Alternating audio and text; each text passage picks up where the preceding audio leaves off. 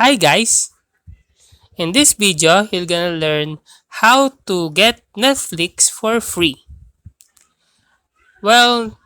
Netflix is a paid services that you can watch movies online. But if you want to get a free trial version, here's what you're going to do.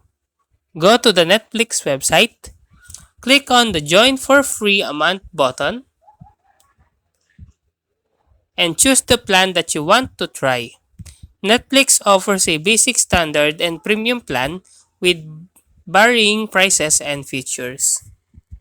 Enter your email address and create a password for your account.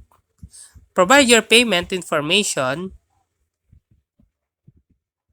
Netflix requires a valid payment method such as a credit card or PayPal to start your free trial. Click the Start Membership button to begin your free trial. And that's it. That's how to get Netflix for free. If you like this video, please click the subscribe button and click the bell icon to notify you to our next tutorial.